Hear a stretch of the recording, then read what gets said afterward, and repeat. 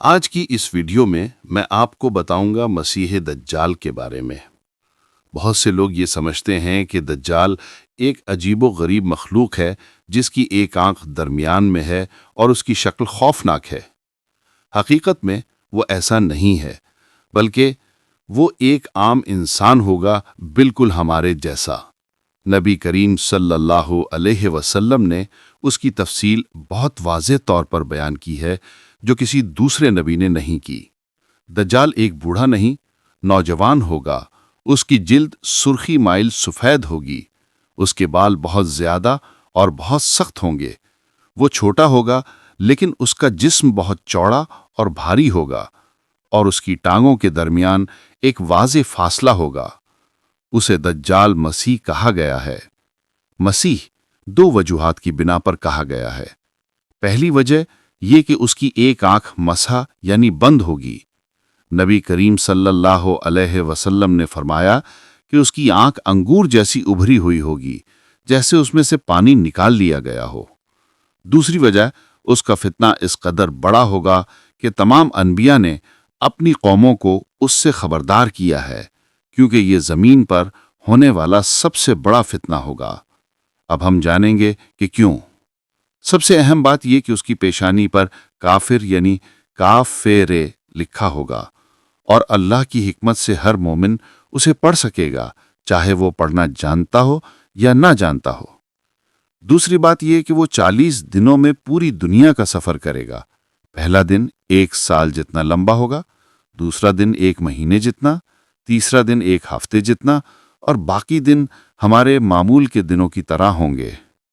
وہ زمین کے ہر حصے تک پہنچے گا۔ وہ ایک سواری پر ہوگا۔ نبی کریم صلی اللہ علیہ وسلم نے اسے گدھا کہا، لیکن اس کی شکل بہت عجیب ہوگی۔ اس کے کانوں کے درمیان کا فاصلہ 40 ہاتھ ہوگا، یعنی وہ بہت بڑی مخلوق ہوگی۔ تیسری بات یہ کہ وہ دعویٰ کرے گا کہ وہ اللہ ہے، اور وہ ایسے کام کرے گا جو بظاہر صرف اللہ ہی کر سکتا ہے، لیکن ہم یقین رکھتے ہیں کہ یہ سب کچھ اللہ کی مرضی کے تابع ہوگا۔ وہ 2 دریاؤں کے ساتھ چلے گا، ایک جو جنت کی مانند ہوگا اور دوسرا جو جلتی ہوئی آگ جیسا ہوگا۔ نبی کریم صلی اللہ علیہ وسلم نے فرمایا کہ یہ دونوں حقیقت میں الٹے ہوں گے۔ اس کی جنت آگ ہوگی اور اس کی آگ جنت ہوگی۔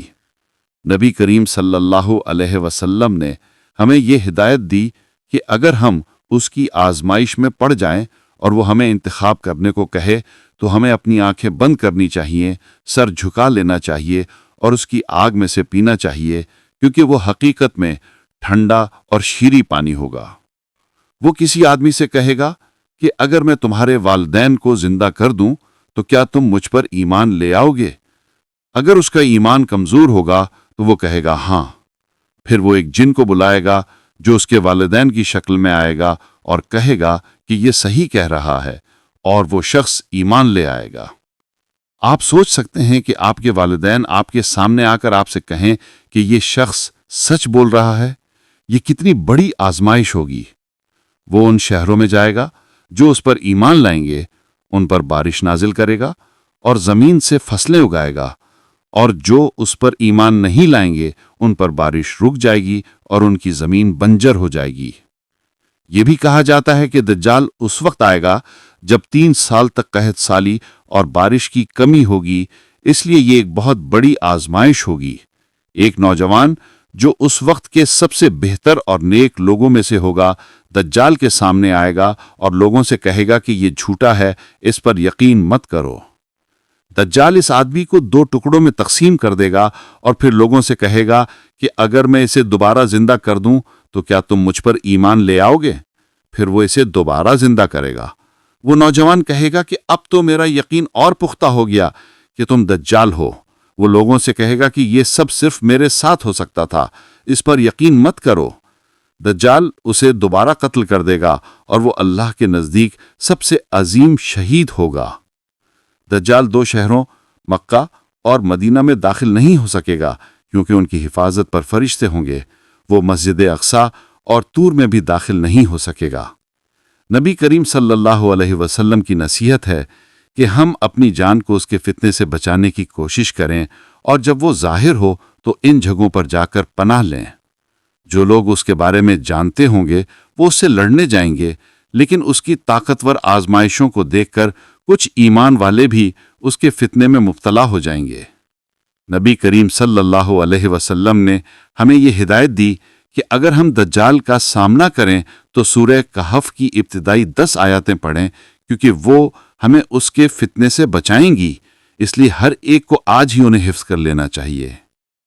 عزیزان کرام، یہ میرے رب کے علاوہ کوئی نہیں جانتا کہ قیامت کب آئے گی، لیکن یہ صاف واضح ہے کہ جو نشانیاں قرآن و حدیث میں بتائی گئی ہیں، جب وہ پوری ہوں گی تو تب رونما ہوگی۔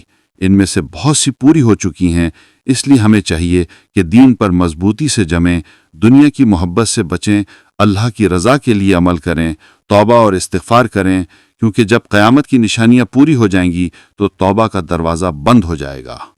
اللہ تعالی ہمیں قیامت کے دن کی تیاری کرنے والا بنائے اور ہمیں ہدایت اور مغفرت عطا فرمائے۔ یا اللہ، ہم آپ سے حسن خاتمہ کی دعا کرتے ہیں۔ آمین یا رب العالمین۔